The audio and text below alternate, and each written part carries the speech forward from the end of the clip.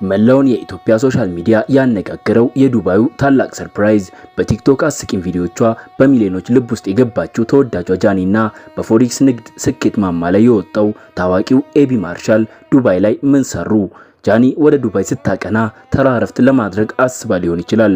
ነገር ግን ኤቢ ማርሻል ያዘጋጀላት ስጦታ መላውን የቲክቶክ ታዳሚ አፍ ያስከፈተ ነበር።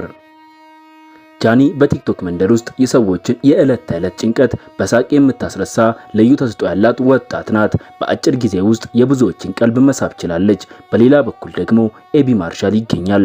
በፎሬክስ ትሬዲንግ ዓለም ውስጥ ስሙ በግንባር ቀደምነት የሚነሳና በሺዎች የሚቆጠሩ ወጣቶችን ወደ ስኬት የሚመራ ታታሪ ስራ ፈጣሪ ነው። ታዲያ የጥበብና የፋይናንስ ስኬት በዱባይ ምድር ሲገናኙ ምን ተፈጠረ የሚለውን በዚህ ቪዲዮ ይዘንላችሁ ቀርበናል። ኤቢ ማርሻል ጠንክረው የሚሰሩና ሰዎችን የሚያስደስቱ ወጣቶችን ማበረታታት መለያው ነው።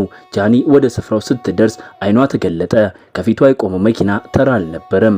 በሚሊዮኖች የሚቆጠር ብር የሚያወጣ እጅግ ዘመናዊ የቅንጦት መኪና ነበር። የጃኒ ደስታ ወሰን አልነበረውም። ኤቢ ማርሻል የመኪናውን ቁልፍ በእጇ ላይ ሲያስቀምጥላት የነበረው እውነተኛ ስሜትና የደስታ እንባ በሶሻል ሚዲያ ላይ ሰደድ እሳት ሆኖ ተሰራጨ። ብዙዎችም ኤቢ ማርሻልን እያደነቁት ይገኛሉ።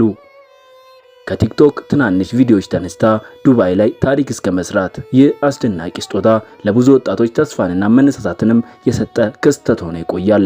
እናንተስ በዚህ አስገራሚ ሰርፕራይዝ ላይ ያላችሁን አስተያየት ምንድነው? ጃኒስ ይህ ስጦታ ይገባታል ትላላችሁ? አስተያየታችሁን በኮሜንት ላይ አጋሩን። ቪዲዮንም ላይክ ማድረጋችሁ እንዳትረሱ። ለዚህ ቻናል አዲስ የሆናችሁ ደግሞ ሰብስክራይብ በማድረግ የዚህ ቻናል ቤተሰብ ይሁኑ። ሰናይ ቀን